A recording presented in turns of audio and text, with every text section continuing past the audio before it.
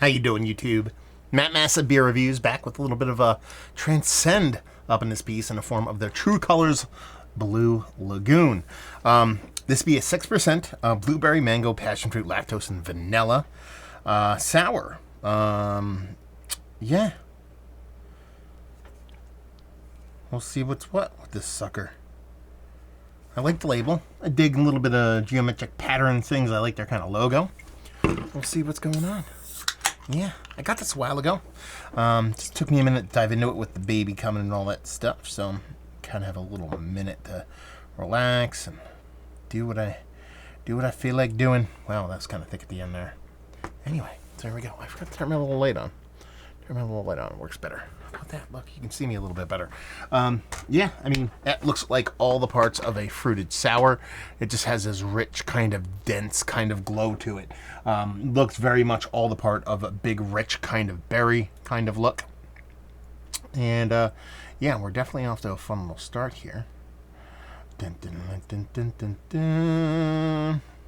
Anyway, yeah, not too shabby. I mean, I can get down with these very kind of big fruited sours from time to time.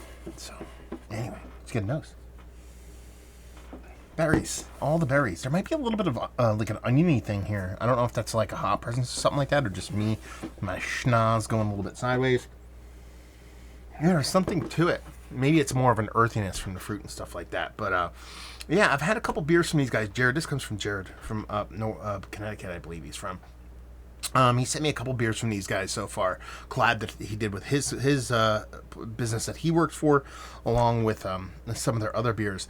And some have been kind of base beers, kind of regular beers. Some have been kind of this fruited kind of side of things. Very kind of wide swath of kookiness. But yeah, it's very much an organic kind of fruitiness.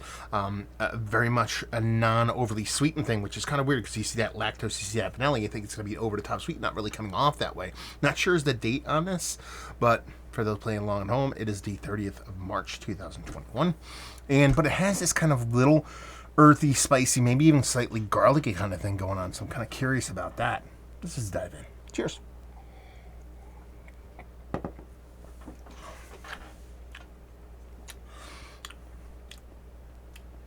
I don't know what that weird garlicky thing is. Is it got to be like a hop thing going on? I don't know. It could be just me.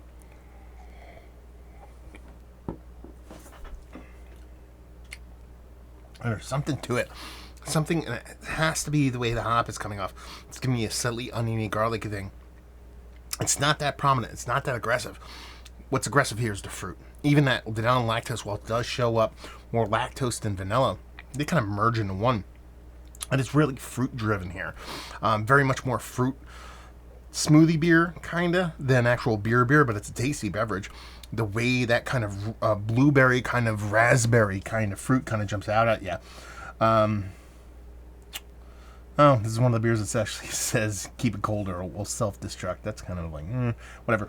But that blueberry is coming through big. I mean, the rest of it is present, but it's that blueberry leading the way. It almost comes off as even a little bit richer, more like raspberry kind of vibe. Maybe that's a mango kind of raspberry kind of combination going on. But it's not that bad, man. Especially for one of these big fruited sours that I'm not generally go gaga over all the time. How heavily this leans into this kind of organic kind of fruitiness, I kind of really dig it, to be perfectly honest with you.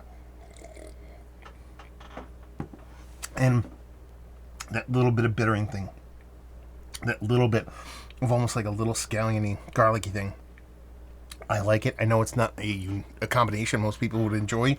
Big fruit flavors, a little bit of lactose, and that garlicky thing coming on. Again, I think that might be just my palate being bonkers and weirdo and sleep deprived. I just had a baby, so not many things make sense in my brain right now kind of thing going on. But it's fun. It's tasty. I dig it. I'm bummed I didn't crack it sooner. Like I said, I was waiting to get to it. I was like, I'll open it. I actually have 2 more of these. I think Jared sent these off probably at the end of January, beginning of February. And, we're at the end of March now. But, yeah, I like this. I like this quite a bit. Fun beer, man. Thank you very much for sending it off. Outside of that, man, what else? Is this one of the better fruited, soury beers that I've had as well? Yeah. Now, Rushmore status? Could be. But, I don't know. it's missing a little something to kind of tie it all together. I like that weird combination of that little garlicky thing that I'm getting, that my baby brain is getting. Yeah, this is a really poopy review. Sorry, Transcend, but this is what happens sometimes. And yeah, I think it's fun. It's tasty. It's worthy of being up there. Value and availability, no idea. Those in the Transcend universe, let me know what's what and leave you with if you like what we like this beer. If you like fruit smoothie beers, you're not afraid of a little bit of hot garlickiness, maybe, in combination with that, it comes off really fun, I promise you. You will like this. There you go. Review in the books. Hopefully you guys enjoyed it. Down there if you want to talk about it. Massive Beers if you want to check me out doing the social media stuff. Beer Massive if you want to check me out doing the whole podcasting thing. And hopefully you guys enjoyed the review. Hopefully you enjoy a little bit of Transcend right now. Hope to see you next time. Cheers.